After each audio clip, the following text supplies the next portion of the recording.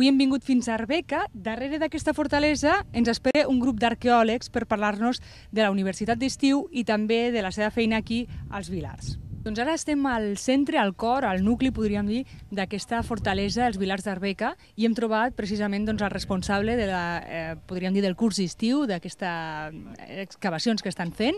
És l'Emili Junyent, que és catedràtic de la Universitat de Lleida i arqueòleg. Bona tarda, benvingut. Hola, bona tarda i benvinguts a la fortalesa. Vaja, benvinguda jo, perquè acabo d'arribar. I escolta, i molt gratificant, perquè hi ha un airet aquí que no me l'esperava. M'havien dit que faria molta calor i s'està prou bé, no? Sí. Bé, és que vam a l'estiu i és el que toca, però efectivament les condicions solen ser extremes. Molt fred a l'hivern, molta calor ara. Dic perquè aquests ibers van triar molt bé el lloc on van fer, van assentar aquesta fortalesa. Sí, de fet, sí, el lloc està triat, no està aquí a l'atzar, però és la qualitat de la terra i és fonamentalment la presència d'aigua el que fa que optin per aquest lloc. De fet, doncs, estem al costat d'un pou, que després espero que ens l'ensenyi, no? Però sí que és cert que quan encara no s'havia descobert aquesta fortalesa, els pagesos d'Arbeca tenien aquest lloc com a la terra més bona, no? Precisament, doncs...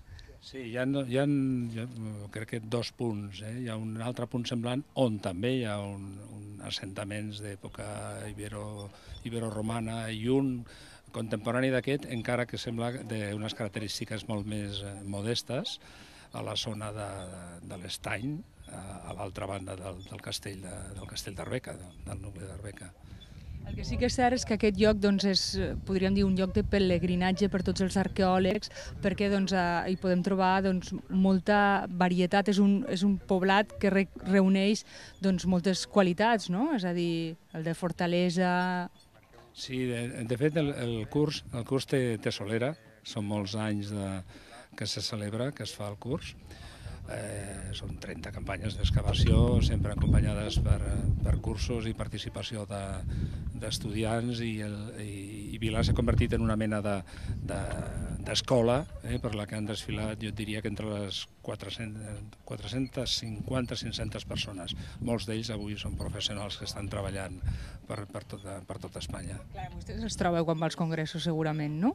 Sí, és una sensació molt gratificant, efectivament, trobar-te gent que et diuen «recordes que...» i van passar per Vilars.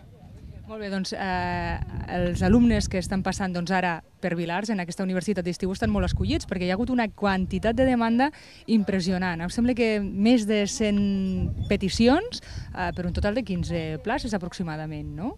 És a dir, heu tingut que descartar molt, no sé en funció de què? Sí, clar. Molt bé tenir aquest tipus de problemes, no? Encara que et sàpigui greu no pugui contentar tothom.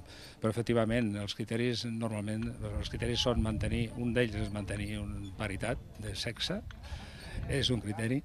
L'altre evidentment és el d'experiència, l'altre és el de procedència, mirar que hi hagi gent de procedències diferents. Evidentment hi ha un cupo, diguem-ne, reservat als estudiants de la Universitat de Lleida, lògicament, i també el darrer criteri és el de les relacions que nosaltres mantenim amb altres equips d'investigació, que facilita el consolidar, desenvolupar relacions entre diferents equips. Molt bé. Ara fem una miqueta d'exercici d'imaginació. Per vostè segurament no, perquè ja està molt acostumat, no? Però si ens traslladem a la primera època de l'edat de ferro, de la qual és aquesta fortalesa, no sé, quanta gent hi vivia? Com vivien aquí? Com s'imaginen vostès, els arqueòlegs, la vida en aquesta fortalesa? Aquí viuen de l'ordre d'unes 150 persones i, a veure, són camperols.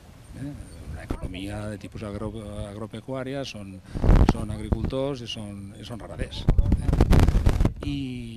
Però la societat ibèrica és una societat en la que la guerra, si es vol una guerra, una conflictivitat de baixa intensitat, podríem dir així, està molt fixa, molt fixada, molt integrada, com un fet normal.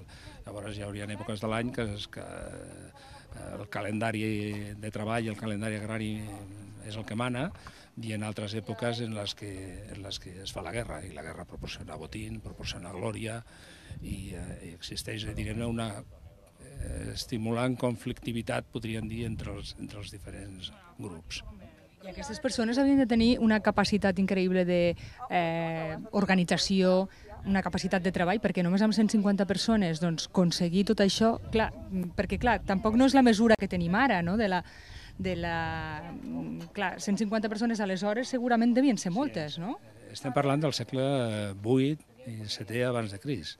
Llavors ens hem de situar a l'escala. Estem parlant d'un centre de poder, però en un context, diguem-ne, d'un territori fragmentat, en unitats polítiques relativament petites, al capdavant de les quals hi haurien fortificacions d'aquest tipus, i aquí hem d'imaginar segur que residia com una mena de capdill, el que segles després seran Indíbil i Mandoni. Els orígens estan aquí, doncs. Sí, això és un centre de poder. És una fortificació que controla un territori i que controla altres comunitats menors dependents d'aquest nucli central. Però clar, estem parlant de territoris petits. Poc a veure amb el que segles després serà el Tirta i els capdills i les zetes. Molt bé, doncs aquest lloc és visitat per moltíssima gent, no només per experts en arqueologia o per persones que s'estan formant, sinó també per un públic en general interessat en els nostres orígens, com ara ens estava explicant. Què és el que hi podem trobar? Quines són les peces indispensables, com per exemple aquest pou que tenim al costat? Com ens definiria o ens descriuria aquesta fortalesa? Sí, clar, el que distingeix la fortalesa és, lògicament, el seu sistema defensiu, l'excepcionalitat dels elements que composen el sistema defensiu. Estic parlant del sistema de fossats, que encara no descobrem la seva totalitat, perquè hi ha un segon fossat avançat protegint la porta nord, però és una muralla torrejada de 6 metres d'amplada.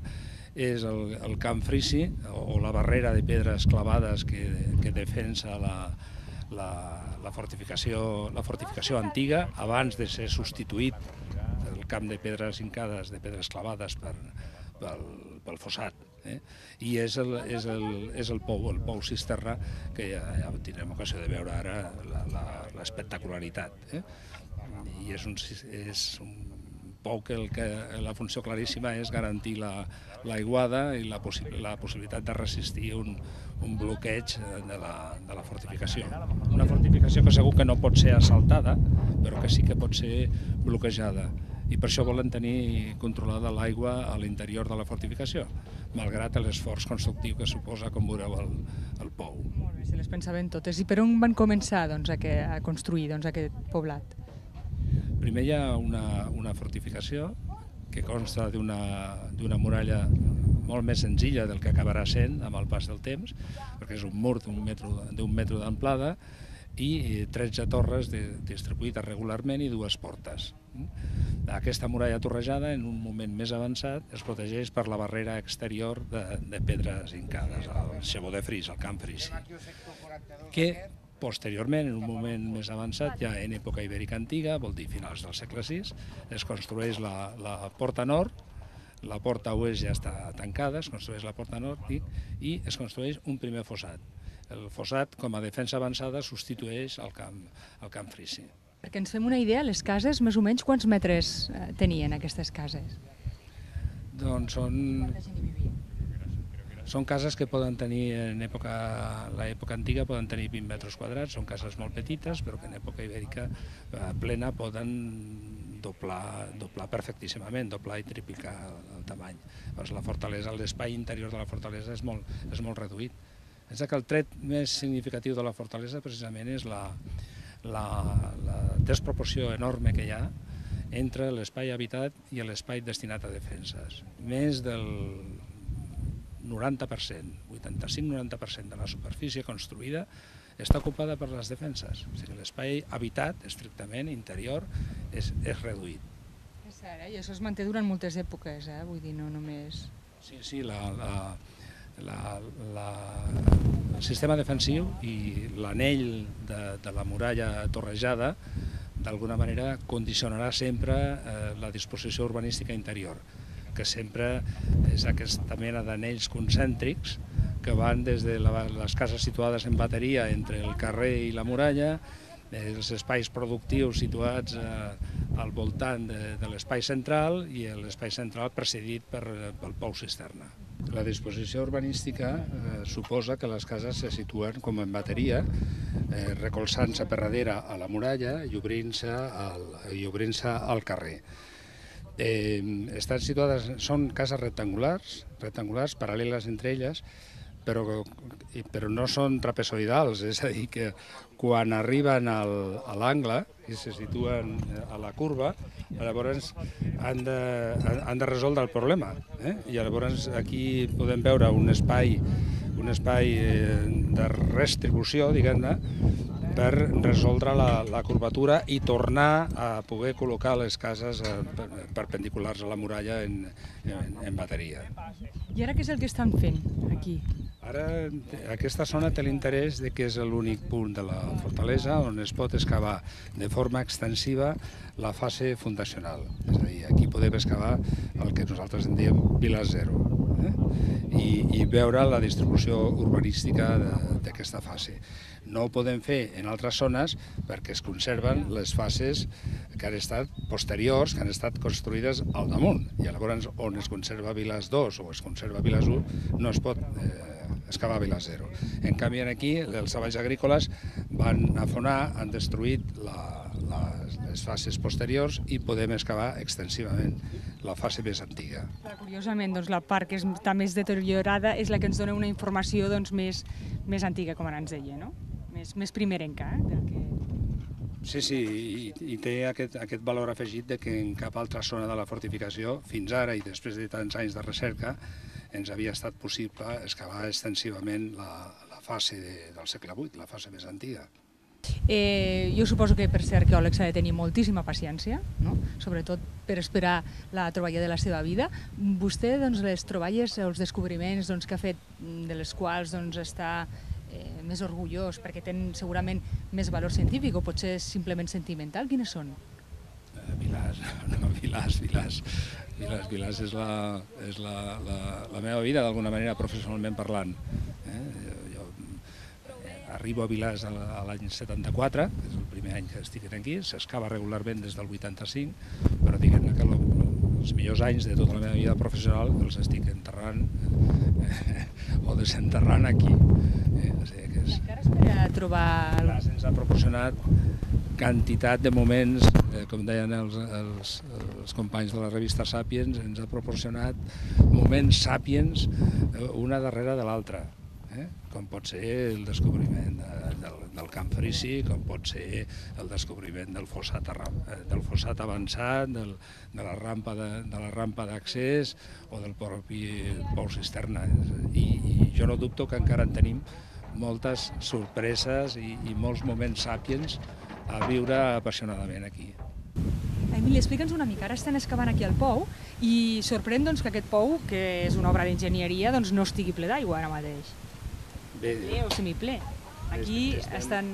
Efectivament, si no hi ha aigua és perquè hi ha una bomba que manté el nivell inferior de l'aigua i una bomba d'extracció que està treballant des del dia 13 de maig sense una hora de descans. Tret d'una nit que aquelles tempestes que va fer fa unes setmanes que van saltar els diferencials i el dia següent ens ho vam trobar ple d'aigua. Clar, perquè quan la bomba no treballa, això, com ara expliques, està ple d'aigua. I aquí sí que teniu moltes troballes de ceràmica. Veiem aquesta noia que ara mateix està amb molta paciència desenterrant alguna cosa, no sé si sortirà sencera, un trosset o...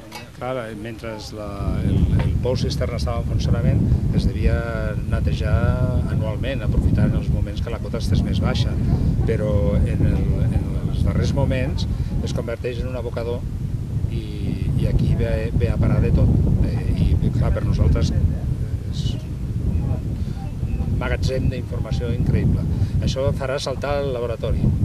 Vull dir, els magatzems del laboratori de la Universitat. Com ho guarden tot això? 25 anys de feina que han anat generant relativament poc material, que es guarda als magatzems a la UDL, però aquesta campanya ens obligarà a replantejar el tema del magatzem. molt abundant el material que surt. A més, un material d'unes característiques molt especials, perquè els nivells més fondos, a l'haver estat sempre submergit, sempre en aigua, es conserva molt bé la matèria orgànica i podem trobar fustes.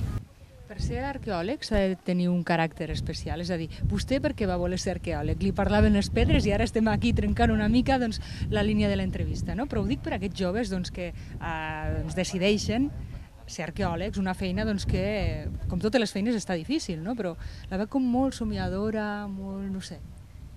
Bé, normalment és una opció, és una carrera que és vocacional. Un no es fa arqueòleg per guanyar-se la vida i pensant que econòmicament triomfarà. No es fa arqueòleg per això. Llavors, jo, en aquest sentit de ser una opció vocacional, jo sé que volia ser arqueòleg des dels 14 anys.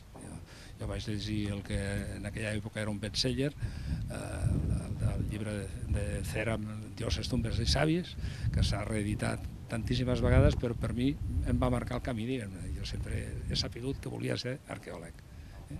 Aquesta opció vocacional és majoritària entre la gent que opta per arqueologia. L'arqueologia ha passat aquests anys una època bona, perquè indirectament hem viscut també d'això de la bombolla immobiliària. L'arqueologia subsidiària de l'activitat constructora, tant pública com a privada, ha tingut molta vida. Llavors, ara venen temps difícils, perquè molts arqueòlegs que exercien lliurement la professió o que ho feien en el marc d'empreses d'arqueologia, en aquests moments hi ha hagut una aturada que està castigant molt als professionals. Però és cert que hem passat unes dècades en les que a la facultat jo podia dir, mireu, els únics que tenen sortida i treball quan acaben són els arqueòlegs. I això era cert fa uns anys. Carai, perquè les constructores donaven un tros del pastís, és a dir, hi havia terrenys que s'havia de veure el que hi havia. Havien d'assumir per normativa, fer-se càrrec que en molts casos era la xocolata del lloro, assumir l'excavació, no? Però això ha generat molta activitat arqueològica subsidiària de les grans intervencions, sobretot les grans intervencions públiques. Aquí, si estem pensant a Lleida, hem de pensar amb el Segarra-Garrigues o hem de pensar amb l'AVE, com a intervencions que han generat moltíssim treball arqueològic. Hola, buenos días. Hola, buenos días. ¿Qué tal? ¿Que en Alcalá de Henares hace este clima o...? Sí, bueno, parecido.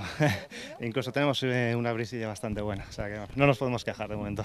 Muy bien. ¿Y qué os está pareciendo esta fortaleza, Vilars? Es una maravilla, la verdad. O sea, tenéis una suerte increíble de tener esto por aquí, sí. Vamos, me he venido por el yacimiento, o sea, no. Me parecía lo bastante interesante como vamos, me ha merecido la pena el viaje para poder excavar aquí, la verdad. Aquí somos Ilergetas en Alcalá de Henares. Allí carpetanos, aunque eso es un poquito relativo, pero sí, carpetanos. Lo que más te ha sorprendido de estas excavaciones, ¿qué es? Bueno, hombre, ya la conocía por las publicaciones, pero las estructuras son espectaculares y el sistema defensivo especialmente. Es una maravilla. Y el foso inundable, bueno, eso ya es capítulo aparte, sí. Sobre todo, especialmente la arquitectura del yacimiento. Es una cosa increíble. Y el curso, la teoría, la práctica, que es lo más interesante, supongo que es la práctica, ¿no? El poder estar aquí sobre el campo, ¿no? Sí, claro. Hombre, el curso también es muy importante y además es un complemento interesante, ¿no? Pero lo fundamental es la excavación, que es cuando verdaderamente disfrutas, ¿no? Y pones en práctica lo que te van enseñando, y efectivamente. ¿Vosotros sois estudiantes o ya habéis acabado? Bueno, yo ya, como se puede ver por la edad, estoy un poquito avanzado. Yo ya terminé la licenciatura hace tiempo, ahora hice un posgrado y ahora ya estoy en fase de tesis. Entonces, precisamente por los sistemas defensivos es un poco también por lo que estoy aquí. El yacimiento es muy interesante en ese aspecto. ¿Tu tesis va sobre esto? Fortificaciones. Lo que pasa es que yo, bueno, en mi tierra estoy trabajando sobre el Alto Tajo Jalón, pero bueno, hay que conocer también el entorno y claro, este es un yacimiento excepcional en ese sentido. Y bueno, supongo que no os conocíais aquí entre todos los que estáis, ¿no? He venido de nuevo. No conocía a nadie, pero bueno, es fácil integrarse aquí, Te acoge muy bien, la verdad. Muy bien, pues vamos a hablar con esta chica de Jaén, que está trabajando aquí a tu lado. Hola, ¿qué tal? Buenas tardes. Bueno, pues te voy a preguntar lo mismo, un poco cómo has vivido tu llegada aquí a Vilars, ¿qué es lo que más te ha llamado la atención? Bueno, pues el yacimiento en sí es impresionante, una fortificación única, la verdad, aquí en España, este foso que vamos, ha sido pionero, ¿no? Digamos, en este ámbito, y la verdad que muy interesante, muy bien, muy contenta de poder estar aquí y ser partícipe de toda la historia que se está sacando de estos muros, de esta tierra. Claro, y ahora estáis dentro de esta casita que ves a saber quién vivió aquí, ¿no? No sabemos, esto no se sabe exactamente. Estamos aquí sacando de la tierra y nada, a ver qué vamos. Oye, ¿y cómo decidís vosotros hacer los arqueólogos? Porque, vamos, es un trabajo muy constante, aquí una paciencia todo el día barriendo tierra. Sí, bueno, pero si te gusta lo haces encantada, vamos, y a lo mejor te tira un tiempito sin estar en contacto con la tierra y cuando llega dices, ¡oh, madre mía, por fin! No, la verdad que sí, bueno, pues la arqueología pues te viene, a lo mejor ves, no sé, alguna noticia, alguna cosa y te llama la atención y dices, bueno, pues vamos a tirar por ahí a ver qué tal va la cosa. Y esto de hacer universidad de verano está bien, ¿no? Supongo que... Sí, claro, está entretenida, es currículum, es aprendizaje y bueno, todo a la vez, encima va, la manutención corre de la cuenta de ellos, o sea que estupendo. Vaya. Muy bien. Así que también hacéis buenas amistades aquí, ¿no? Sí, por supuesto, la gente encantadora y genial, conoce mucha gente, genial. Vale. Sí. Pues muchísimas gracias y que os vaya muy bien aquí en nuestra tierra, ¿eh? Vale, muchas gracias. Bé, doncs estem amb l'Ariana, ella és arqueòloga i experta en fauna. Ara justament doncs, que estàveu trobant aquesta banyeta de no sé quin animal, d'un cérvol potser, o... Sí, és una banya de cérvol i de fet aquí la cisterna, com que és un abocador, trobem aquests, o sigui, un cop s'abandona i s'utilitza com a abocador, hem trobat fins ara aproximadament unes 12 banyes de cérvol senceres. Que primer pensàvem això, que seria algo més, diguéssim, aleatori i potser no intencional, però ara potser ens estem replantejant perquè hi ha aquest tipus de restes tan excepcionals. I explica'ns també una miqueta la teva feina, en què consisteix, perquè doncs, en aquest assentament doncs, sí que hi havia molta cria de cavalls, els venien, treballaven molt doncs, amb aquests animals, no? N'heu trobat molts. La teva feina una mica doncs, en què consisteix? Bueno, bàsicament jo el que faig és m'ocupo de tot el que són les restes animals, les restes òssies, i llavors referent en concret a el que comentaves dels cavalls, efectivament una de les troballes més característiques o més singulars d'aquí la fortalesa és els enterraments i inhumacions de fetus de cavalls a l'interior de les cases. Llavors tenim molt poques dades dels cavalls adults, que tots n'hem trobat molt poquet, és a dir, és un 1% del total de la fauna, que aquests són restes d'animals consumits, i llavors no sabem per què o intuïm que d'alguna manera era un animal molt preuat dins de la societat ibèrica i que entraria dins a formar part dins de la comunitat, no? És a dir, són animals que són molt respectats, que no es veuen com la resta de la cabana animal i que tenen un tracte singular pel seu ús, pel seu aspecte, no? És com un símbol de poder i de distinció. Llavors ells l'enterren doncs, amb un tipus de ritual de fertilitat i de seguretat per la casa, doncs, amb alguns espais, sobretot de la zona 4, dels espais d'allà, els enterren a l'interior de les cases. Curiós, perquè els cavalls no vivien ni tan sols dins la fortalesa, estaven fora, no? I els enterren dins, molt curiós. I els altres animals que hagueu trobat així molt ràpidament aquí? Bueno, hem trobat tota la cabana, de tot el que són domèstics, hem trobat doncs, ovelles, cabres, porc, el gos, molt poquet, perquè com que no és registre alimentari no el trobem, hem trobat porc senglar, hem trobat cabirol, hem trobat moltes aus també, microfauna, és a dir, hem trobat una mica tot el que seria l'espectre d'animal domèstic i després en alguns casos animal caçat, conill, però els caçats surten molt poquets, és a dir, ja són societats que la domesticació ja permet doncs, de proveir-se de carn i que el que és la caça dels cérvols són activitats més esportives doncs, per les èlits que ho fan com un esport, com un divertiment. Clar, perquè tot això us ha donat molta informació de com s'estructurava i com vivia aquesta societat, quins eren els gustos, no només alimentaris, sinó d'altres activitats com ara d'elles. Escolta, doncs suposo que és un plaer per tu doncs, poder estar aquí a Vilars. Sí, és a dir, jo porto ja des del 99 aquí amb l'equip excavant i bueno, realment és una feina que, com moltes, és molt vocacional i que bueno, personalment doncs, no canviaria per res del món. Molt bé, doncs moltes gràcies i vaja, que sou un equip fantàstic, esteu molt bé aquí, gràcies. Gràcies a vosaltres.